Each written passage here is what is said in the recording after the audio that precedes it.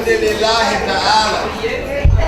إن الحمد لله تعالى نحمده ونستعينه ونستغفره ونعوذ بالله من شرور أنفسنا ومن سيئات أعمالنا ومن يهده الله فلا مضل له ومن يضلل فلا هادي له وأشهد أن لا إله إلا الله وحده لا شريك له وأشهد أن محمدا عبده ورسوله. Indeed, all praise is due to Allah. We praise Him. We seek refuge with Allah from the evil in our soul and from our sinful deeds. Those who are guided by Allah subhanahu wa ta'ala, no one can misguide them. Those who are not guided by Allah, there is no guide for them. I bear witness that there is no God, no deity worthy of worship except Allah subhanahu wa ta'ala, and that Muhammad sallallahu alayhi wa sallam is His servant and messenger. O you who believe, revere Allah as He should be revered and die not except as Muslims. Amma ba'd. To proceed. Welcome to ISLAM Inc., the Islamic Society Leading American Muslims, an organization established to do da'wah and then to educate and empower those who came to this exalted religion. If you are an American Muslim, whether you were born, reverted, converted, inverted, however you came around, then we're here to empower you. And our policy is that this is a no judgment zone. And we had that before Planet Fitness.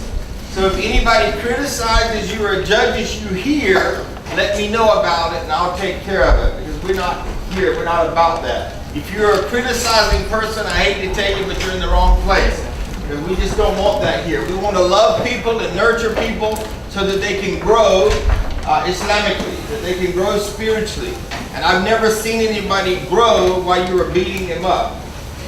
So we're all about growth here and about love. So welcome to the ISLAM family. We have a couple of people that are here for the first time today. But before I recognize the people that are here for the first time, let's all look over to Rushda and say happy birthday, Rushda. Happy birthday, Rushda. Her birthday was on Monday. Rusha. And my wife's birthday was on Monday.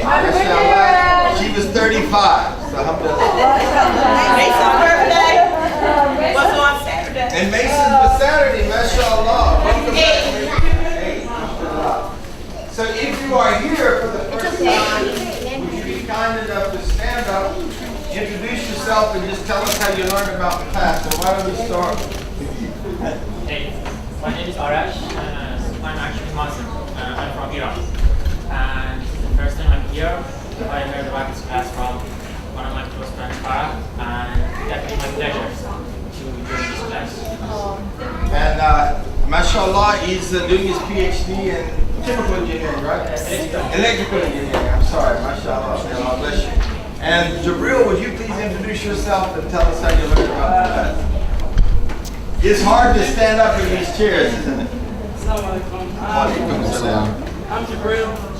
I learned about the class from Maria, and I came here to learn more about Islam. I'm not religious right now, but yeah. MashaAllah, I told Jabril when I met him, it's such a blessing to have Jabril because Jabril was the mu'allim, the teacher of Prophet Muhammad sallallahu alaihi wasallam. So that's a very special name. Tennyson, I think we're going to need some technical assistance, something happened here. Okay, so and we have another guest for the first time. Would you please introduce yourself? Assalamualaikum, I'm Roman. I'm just Rushda's sister. Not just Rushda's sister. You are Rushda's sister. She's been telling me about the class, and so decided to come and brought my children, Salma and Elia. MashaAllah. We're so happy to have you. Thank you. I'm excited to be here. My name is Andres Vaz. I am originally from Peru, but I live in Virginia. I came in this area because of Rushda's birthday. We used to be co-workers when we were in Virginia. I heard about these classes because of that. Well, we're very happy to have you, mashallah. Did I leave anybody out today? Maybe me. You, yes. And this is Dr. Hawk's first time. Oh no, I don't need that. I'm an humble lady. Okay, mashallah. Okay. We're very happy to have you here today. Today, we will invite all of you, if you did not get the invitation, we'll leave the class about 15 minutes early today because we're going to have lunch at Dr. Shahada Akhtar's house. She's been a supporter of what we've been doing for many years. And so you can just follow the caravan, inshallah. If you're not planning to come, you're invited to join us. We'd love to have you.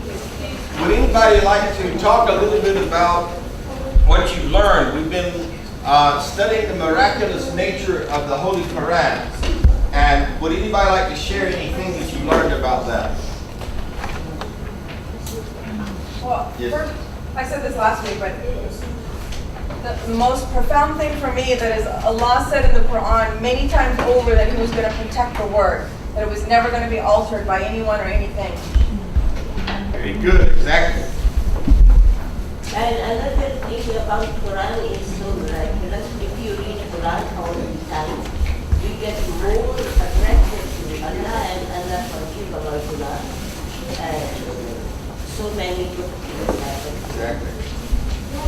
I reviewed it and now I forgot it because I have so many other things. Inshallah. Who else would like to share something you've learned about the miraculous nature of the Quran? Anybody?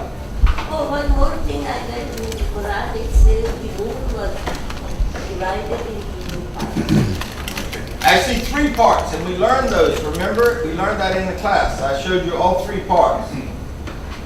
Remember? Yes, brother. I think it was more of what really made me grow into Islam, and it's more, I guess, the science of Islam and, you know, things that were discovered back then that are just now being discovered today. And I think people need to take a hard look at that, because that right there is, you know, I was watching a YouTube video of an atheist that converted to Islam, and throughout the courses of maybe a couple of weeks, he kept praying and asking God for a sign that that Islam was the way, it was the way, it was the way. But it wasn't until he read, you know, really started reading into Islam, where he started learning about the science of Islam. And just like that, somebody that was a complete atheist, that had no faith in God at all, just like that became a Muslim. Very good. Anybody else before we move on? Yes, sister. The universe is expanding as our knowledge is also expanding. Exactly. MashaAllah. Very good. Yes, brother. But I have to make another comment on what he said, you know, and that's the reason why I became Muslim. I was, like I said before, I was born and raised in Peru as a Catholic, because you have no choice, you know, you take when you are more old and they will attach you, the name of God. But I quit the Catholic Church when I was very young because I was asking many questions. Then when I moved here and I started reading many religions, I started reading the Book of Mormon, the Quran, and the Quran really impacted me, specifically that particular area about science. Things we are now discovering are in the Quran. For example, creation, you know, the formation of bones, the formation of flesh, the formation. I didn't even know. Before, when I asked questions, and the pastors in the Catholic Church, they have told me, just pray and have faith. But in the Quran, you don't pray, you read it in there. And remember, that was discovered in the 6th century. And now this thing we have just discovered in the last 100 years. You know? That was very impressive. Exactly. Well, I'm just going to remind you of a few things that we talked about. Obviously, you know, we talked about the orbits, the splitting asunder. We talked about how the Quran actually authenticates the Big Bang Theory, for example, and I gave you proof from the Quran for that, and the Sunnah. We talked about the orbits, and we talked about the protected roof of the atmosphere and those layers. We're going to talk about that in more detail today, actually. And we're going to, you might think I'm sort of deviating and going in and out today. That's not my intention, but it's just the way it flows. So today I'm going to tell you what I'm going to tell you, then I'm going to tell you what I'm going to tell you, and then you'll be given an opportunity to review. So we're going to talk about today the atmosphere and the roofs that we talked about on the atmosphere in a little more detail. We're going to talk about the layers of the universe. Okay. The only thing I'm going to have to ask is, I am so blessed to have all of these children in our family, but I think because of the talking, we might have to ask them to join parents because it's very distracting. I'm sorry, I hate to do that because I'm so happy to see all these kids. Kareem, I want them here. Yes, Sister Sharon. You were good about being mandatory because my son asked a lot of questions about that.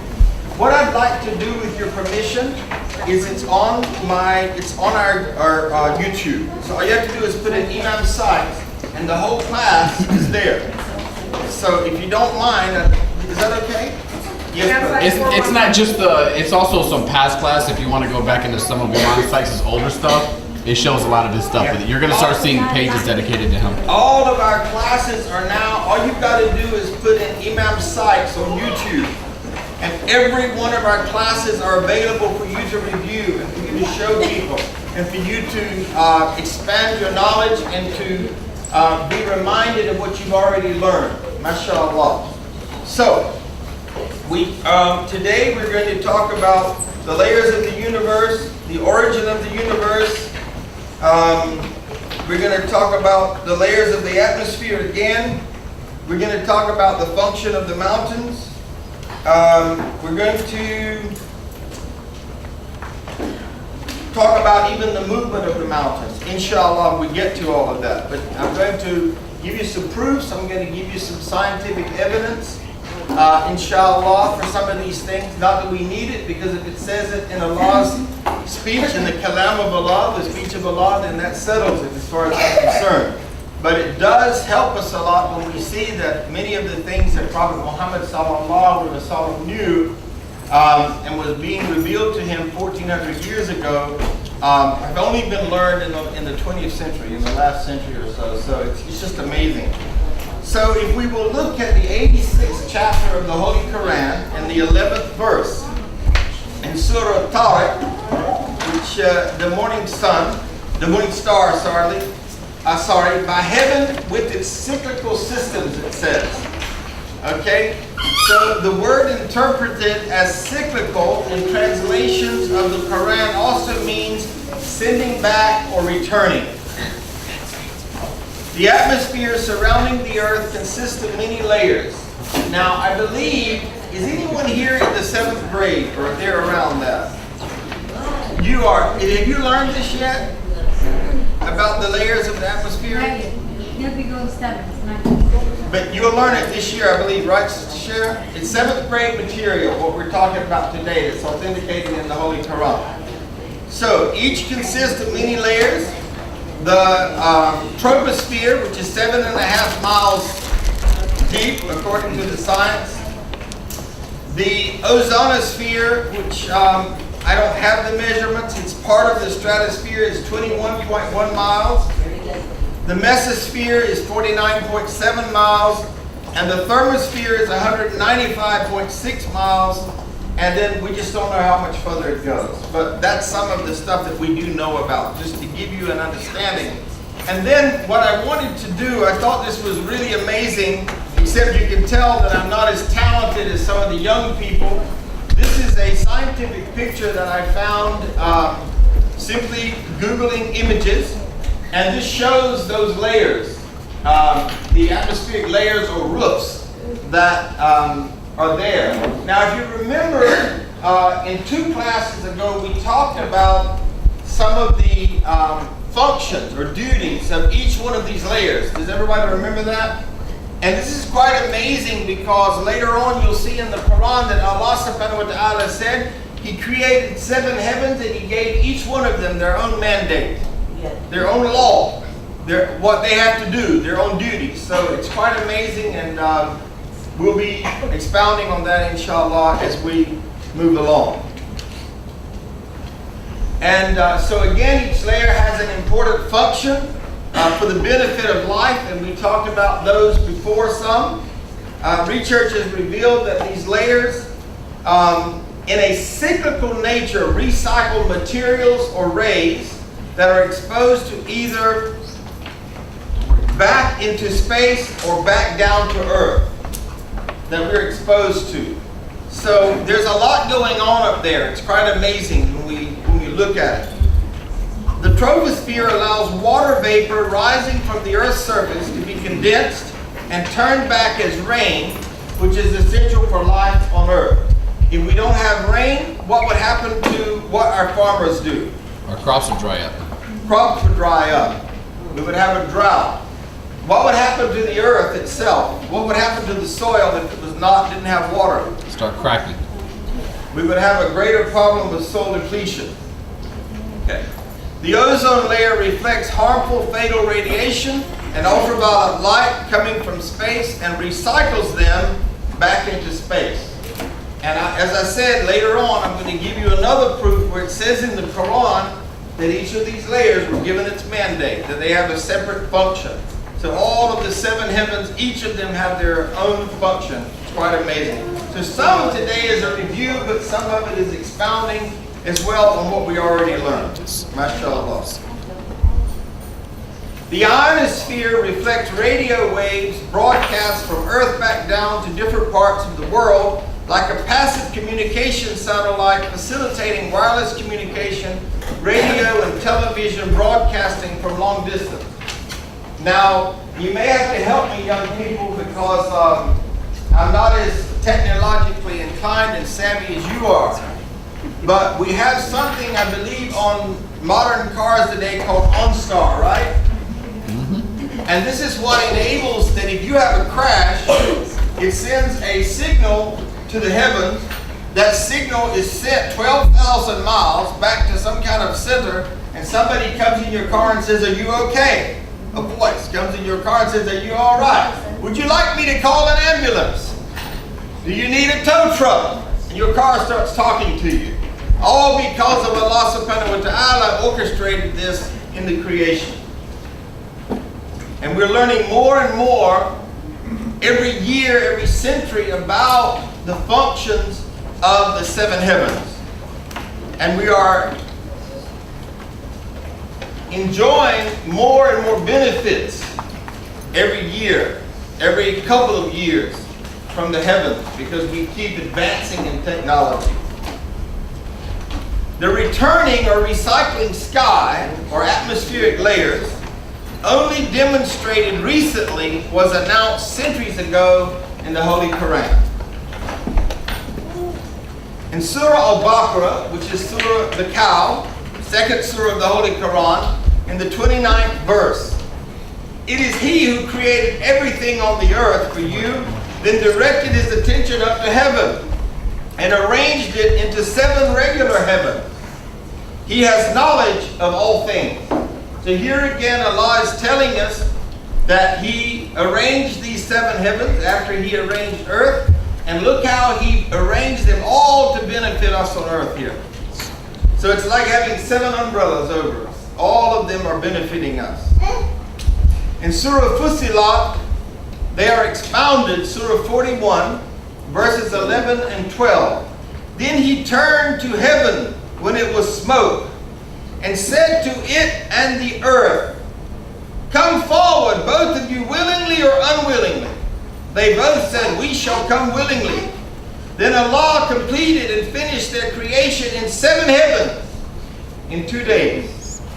And Allah made its laws, mandates in each heaven." Here's the proof of what I was telling you we would see. Allah adorned the nearest or lowest heaven with lamps, stars, and made it secure. So here you go. Here's that proof again. MashaAllah. The science of modern cosmology, observational and theoretical, clearly indicate that at one time, or at one point in time, the whole universe was nothing but a cloud of smoke. That is, an opaque, highly dense, and hot gaseous composition. Now this came out of the book called The First 3 Minutes, a modern view of the origin of the universe, written by Weinberg in 1984. And this is one of the undisputed principles of standard modern cosmology. Now let's look at a picture here of this. This is sort of a picture explaining this. And this came from the book that I'm going to show you in a minute. I'm going to tell you where I got this from. Scientists now can observe new stars forming out of the remnant of that smoke. The previous slide is a picture of a new star forming out of a cloud of gas and dust. Nebula, which is one of the remnants of the smoke that was the origin of the whole universe. And this came out of the Space Atlas, Heather and Hinbest, page 50. Now, the next slide is a picture of the Laguna, or the Lagoon Nebula. So you can see that. Pictures that modern science, you can find these, just Google them. That's what I did. I Googled these pictures to authenticate what we're reading and studying about in the Holy Quran.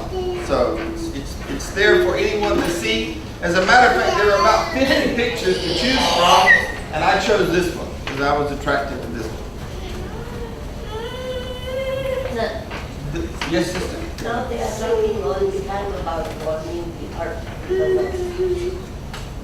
And we're going to actually, what Dr. Hawk is talking about global warming, if we finish today, we'll get to something that is actually, that's also predicted in the Quran. And I'm actually going to talk about that. I've got some slides to talk about that today.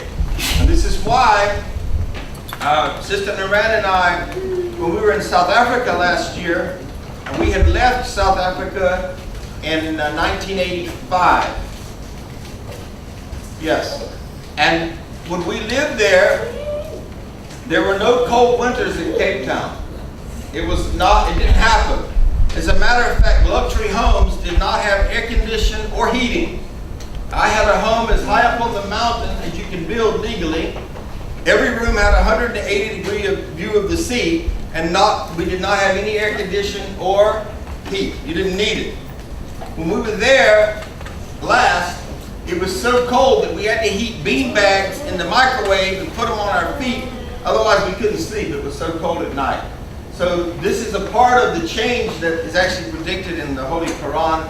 Global warming, there are some discussions about it, and we'll get there today later on.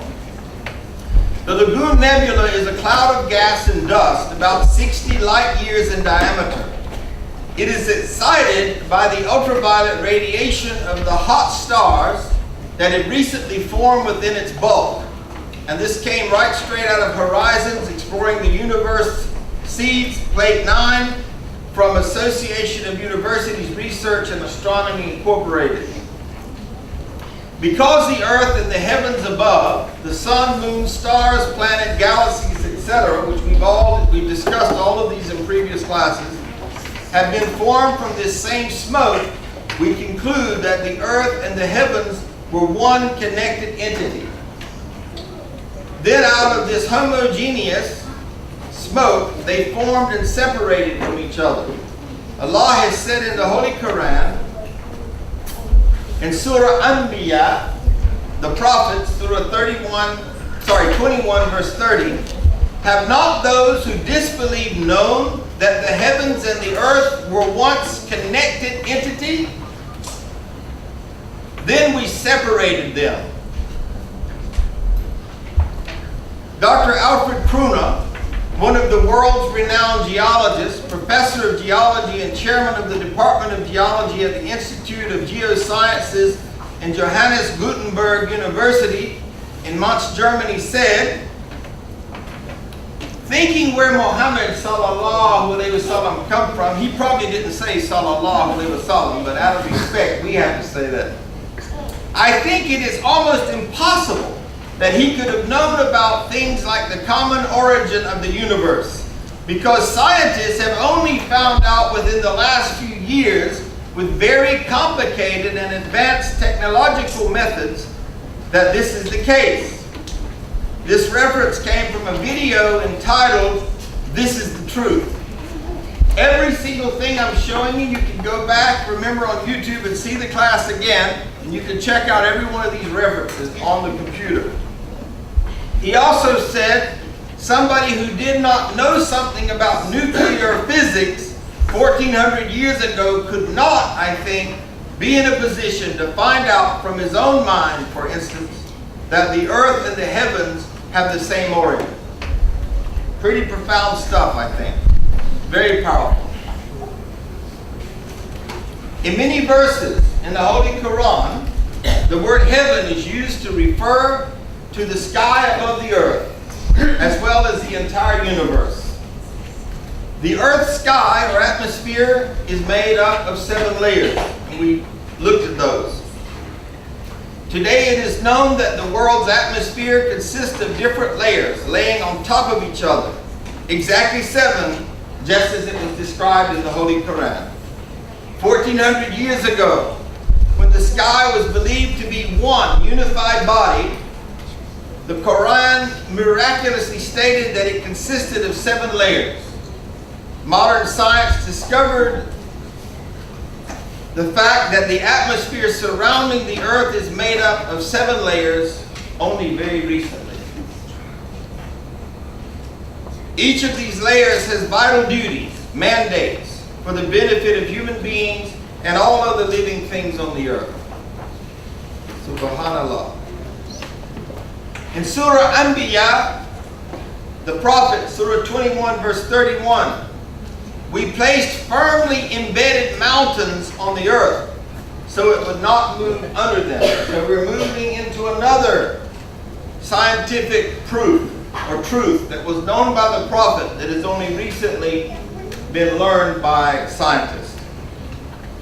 One of the authors of the book entitled Earth, Professor Emeritus Frank Press, science advisor to former U.S. President Jimmy Carter and president of the National Academy of Sciences in Washington, D.C. for 12 years, and his basic reference textbook used in many universities around the world says that mountains have underlying roots. Those roots, like pegs, are deeply embedded in the ground. So mountains have shapes like pegs. And here's a picture of that. And of course, I don't know if you can see at the top, the British Isles, North Germany, Asia, Europe, Russia, and then the Caucasus Mountains. The mountains, like pegs, have deep roots embedded in the ground. What is pegs? Pegs, like if you put a tent and you secure the tent with a rope and you put a peg in the ground that holds the tent. So the same principle is true with the earth, the way that Allah subhanahu wa ta'ala has made it. And I'll give you some more proofs as we go on today. We just touched the surface of this. So here, if you look at this, you'll see a mountain range. You'll see the continental crust. And keep that in mind because you're going to need to look at that later. We're going to talk about the crust and what happens when mountains were formed, okay, and the movement. You'll see the mantle and then, of course, the mountain root. Now, what do you notice about the mountain root and the mountain? The same height as that?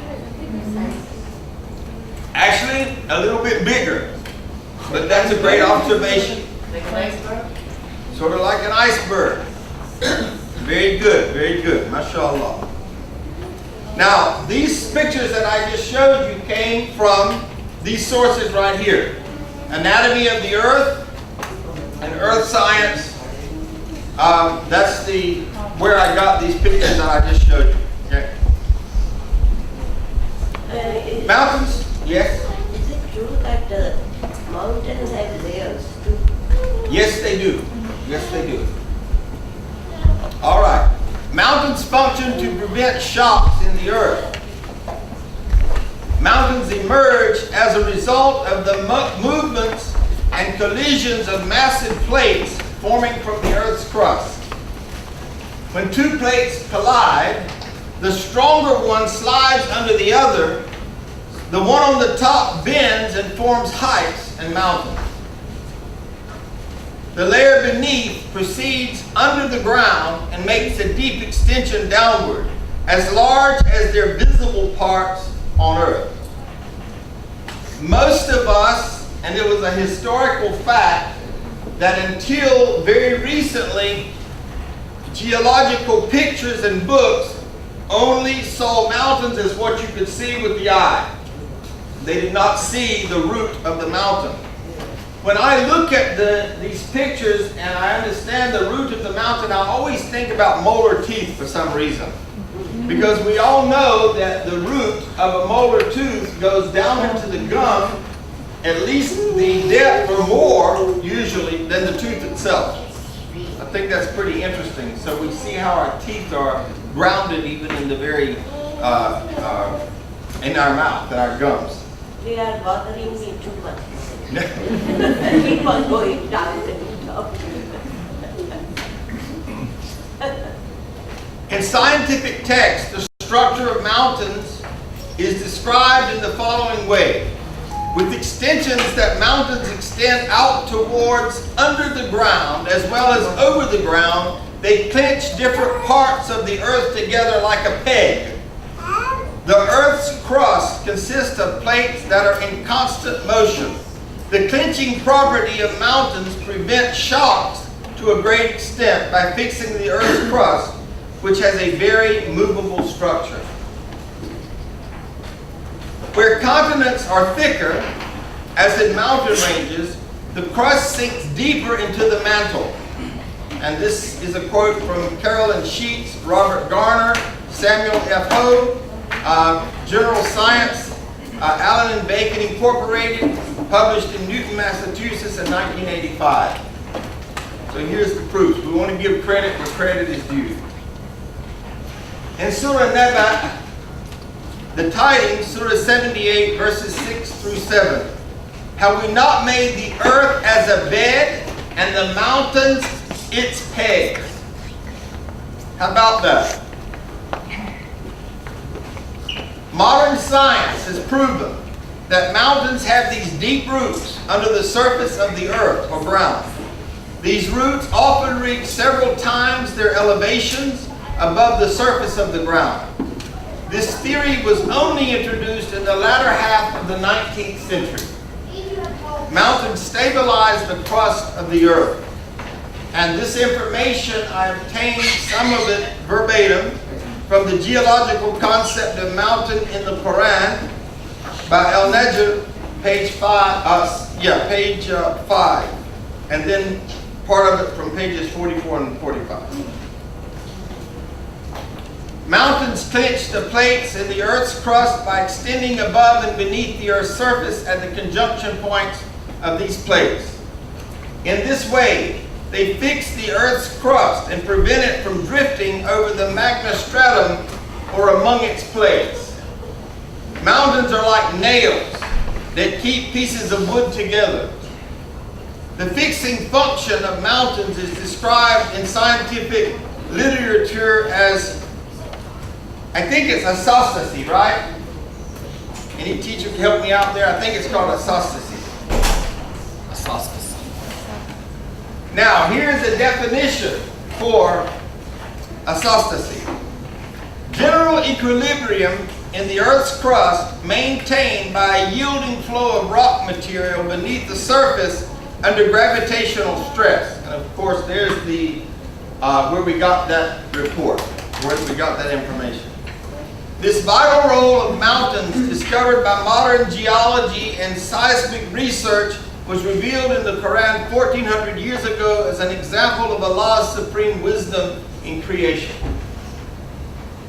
In Surah 21 and 31, we placed firmly embedded mountains on the earth so it would not move under them.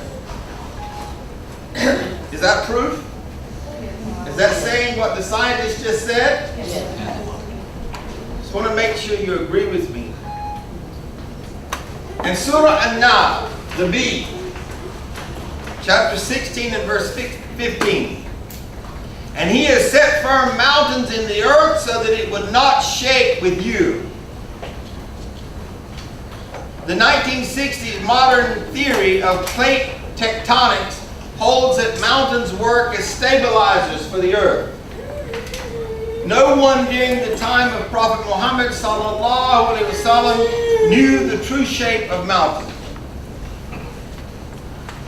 Prior to the theory of plate tectonics, books only describe the part of mountains above the surface of the earth. Modern geology has confirmed the truth of the Holy Qur'an. Allah informs us in one verse that mountains are not motionless as they seem, but in constant motion like the clouds. And this has to do some with global warming. and some to do with how the Atlantic Ocean is getting wider and wider each year. In Surah Naml, the ant, Surah 27 and 88, you will see the mountains you recognize to be solid, going past like clouds. How many people have ever laid on the ground and watched the clouds move? That was fun. Me. Yeah, did you know that the mountains are moving like that? Maybe not quite as fast, but they're moving. The motion of the mountains is caused by the movement of the Earth's crust they are located on. The Earth's crust floats over the mantle layer, which is denser.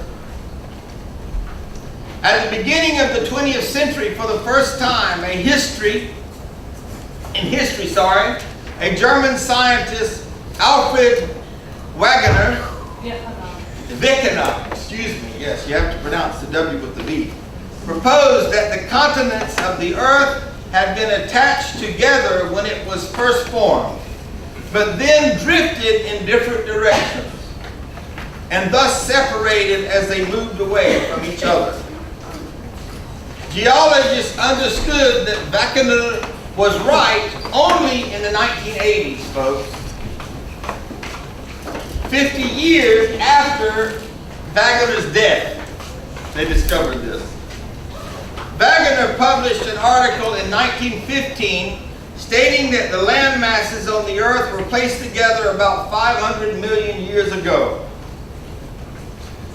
Wegener also posited that this large mass called Pangaea, I think that's the way it's pronounced. Pangaea, see, the young people are teaching me, mashallah, was located in the South Pole. Approximately 180 million years ago, Pangaea divided into two parts, which drifted in two different directions. One of these great continents was Gondwana, is that correct, young people? Which included Africa, Australia, Antarctica, and India. And the second one, Laurasia, which included Europe, North America, and Asia, except for India. Over the next 150 million years following this separation, Gondwana and Laurasia divided into smaller parts, just as was said in the Holy Qur'an.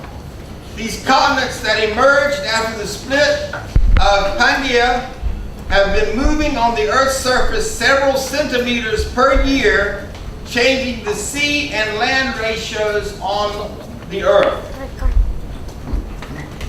Discovered as a result of geological research carried out at the beginning of the 20th century, this movement of the Earth's crust is explained by scientists in the following ways. The crust and the uppermost part of the mantle, with a thickness of about 100 kilometers, are divided into segments called plates. There are 6 major plates and several small ones. According to the theory called plate tectonics, these plates move about on Earth, carrying continents and ocean floors with them. Continental motion has been measured at 1 to 5 centimeters per year. As the plates continue to move about, this will produce a slow change in the Earth's geography. Each year, for instance, the Atlantic Ocean becomes slightly wider. And here is the proof, or where I got this information from. Does that align itself with the Quran? Yes. Allah referred to the motion of mountains as a drifting action in the verse. Today, modern scientists use the term continental drift for this motion. And this came from National Geographic Society, Powers of Nature, Washington, D.C., 1978, pages 12 and 13. Unquestionably, this is one of the miracles of the Holy Qur'an, that this scientific fact, recently discovered by science, was announced in the Quran more than 1,400 years ago. So for you guys that are in public school, Go back and tell your teacher, my prophet knew about this before the scientists of today knew about this. And then you can be a da'i. You can teach them about Islam. MashaAllah. So, what I want you to do, I'm going to ask you to break up in groups. And I want you to talk a little bit about, and we'll count off so you can break into groups, what you learned today. And how you feel about what you learned today. And if you know anything that I didn't talk about today that is in this presentation. And then I would like one person from each group to share just a little bit about that. Okay? So I'm going to count you off. Or would you just like to form groups where you are? Like maybe one group here. There's a lot of people here. It might be best if we just count it off. There's a lot of people here. But then Is it better to count off? No, we'll form where we are. Okay. All right. Just ignore me. Yeah, all right. So let's do that. I'm going to give you about 10 minutes because we want to end the class a little early today because of... I love simple and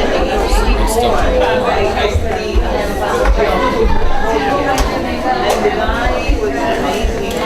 It was a boarding class, but he sat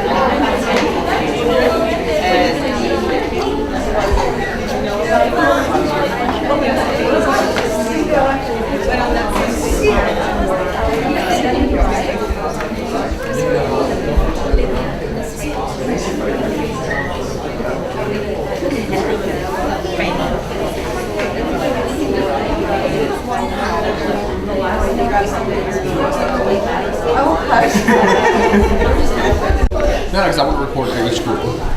We'd like for you to share about a minute about, if you can, what you and your group came up with, please. Can you get them to stand up?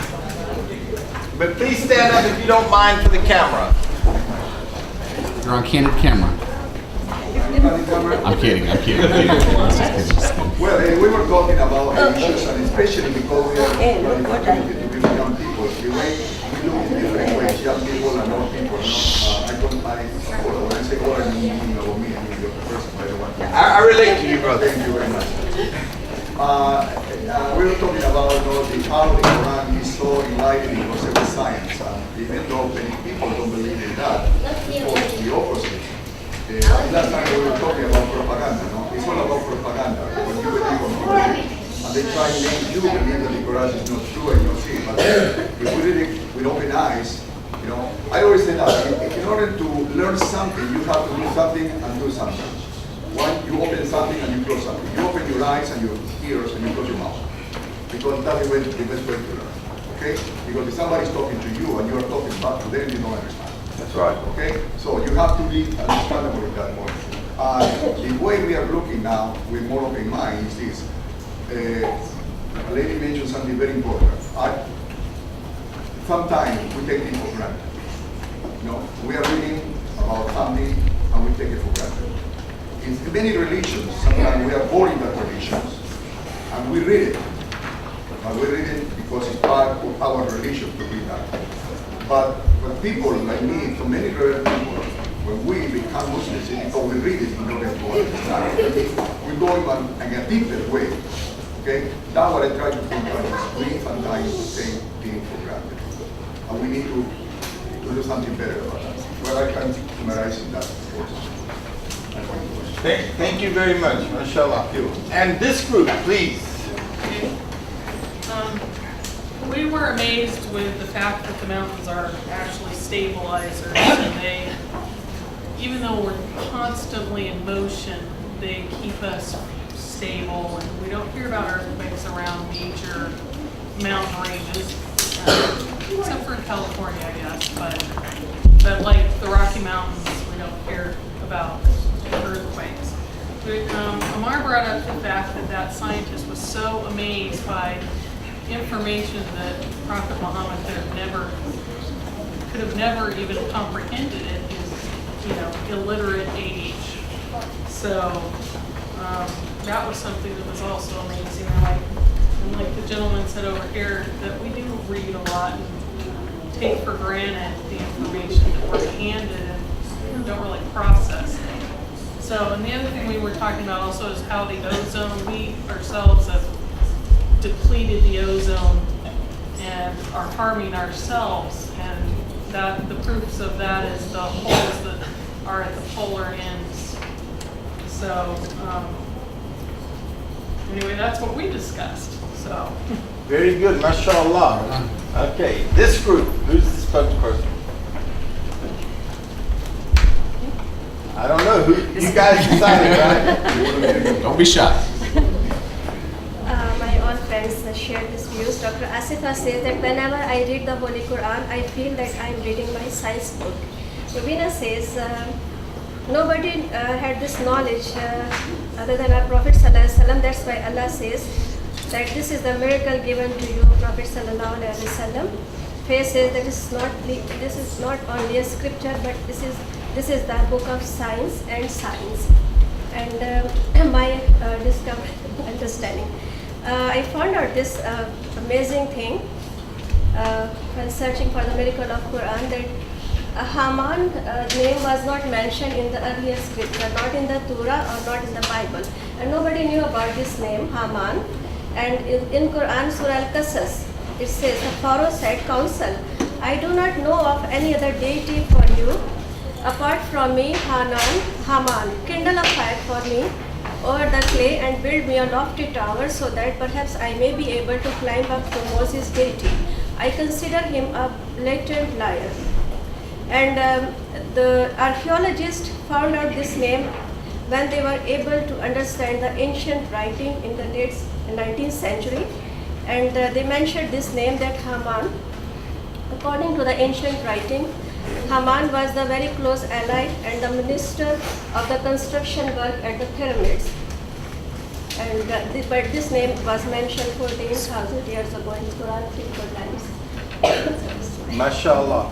You know, the beauty of this class, and this is why I like to break up into groups, I like didactic learning. Now, to my knowledge, I'm not sure that I knew that. If I did, I had forgotten it.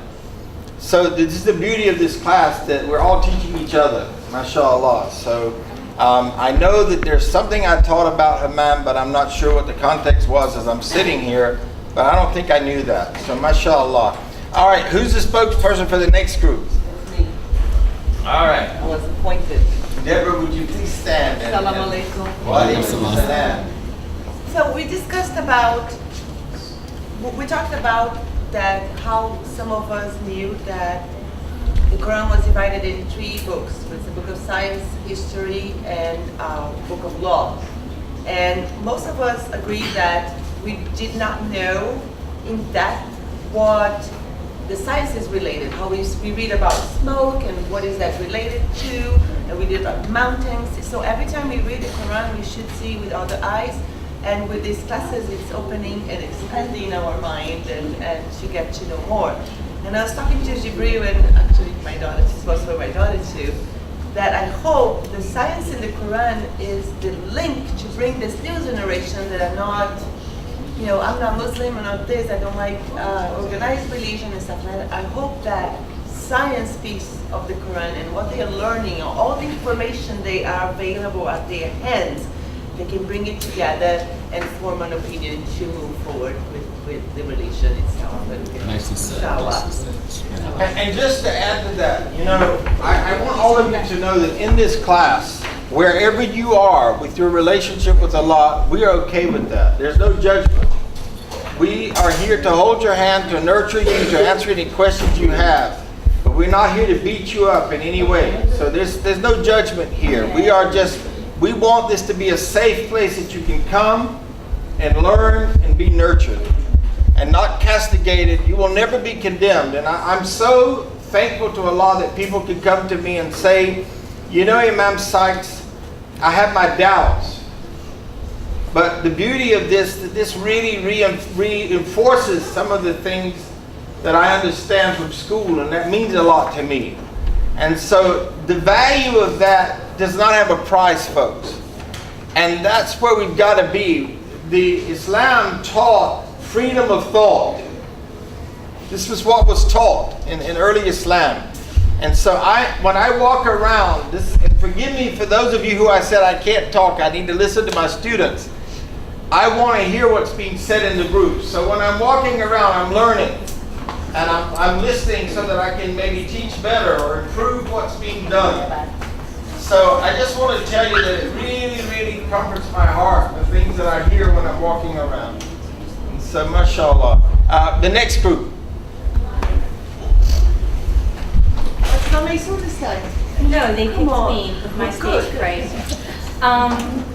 We just kind of talked about how it was amazing, the fact that things that lessons that you're taught in the Quran, that someone might think, oh, they're just saying this. You know, how really, in the end, there is proof to it. And even if there's something now that doesn't have proof, one day there will be. So it's kind of cool. I mean, for me, a lot of things that I've learned, I've just come to realize that I find my truth in it. So I mean, it was just amazing how even if you just look at a medical aspect of the Quran versus the history versus the science, I mean, it really is a complete formula on how to live.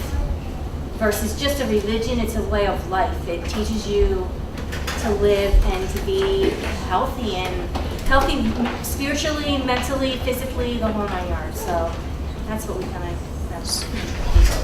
Anybody else want to share anything about today? Yes, sister. Another thing, I discovered that the title of the pharaoh was Malik until some centuries, like in Surah Yusuf, the pharaoh or the head of the state was addressed as Malik. Yeah. And after that centuries, it changed to the pharaoh, and the Quran changes it accordingly when it was changed. Yes, brother. I want to make a comment about something the lady mentioned before. It's a special word, she said, impossible. Okay? The Quran was 1400 years ago when people started reading all the Quran, they didn't get it. Because the thing in there is something we have discovered in the last century. So, and there are so many things in the Quran, the problem will be a little bit obscure for us. We don't understand what they say. It doesn't mean it's not going to happen. Later, maybe on, we're going to understand what I mean. And I go back to that word because I always use that word as an example for many people, the word impossible. If you read and spell in your mind that word, impossible, and you separate it, you can say that I am possible. It's all about time. 100 years ago it was impossible to have a TV or cell phone. Now it's possible. The things we are looking now in the stratosphere, it's impossible for us to go to Saturn or another galaxy. In 200 years might be possible. So impossible is now. It's quite amazing. We've got to cut because of we're going to the other side of town, and it takes probably about 45 minutes to get there. But I loved all of your comments. We're going to be in the future talking about the fetus, probably not next week. We're going to talk about the miracle of iron, as they say in the South. And some other miracles, and then when we finished all the miracles that I can find in terms of science, we're going to move into the seerah. So inshallah, I'm very excited about this, and it just really pumps me up when I'm studying it, when I'm reading about it, when I'm expounding on it. Naran said you spent more time on this class than any class you've ever done, but it's just because I get really, really excited about it. It just astounds me when I can go and find more and more scientific evidence to reinforce what's been said, mashallah. I love you all for the sake of Allah. Inshallah, we'll all meet back here at the same time in the same place next week. You're all invited, and bring somebody with you. Assalamu alaikum wa rahmat. Yes, sister. These books are for sale, and Rushda is the caregiver of those books. And Maysoon had an announcement she wanted to make, right? Yes. Sorry, let me just get that before we break up. Off camera.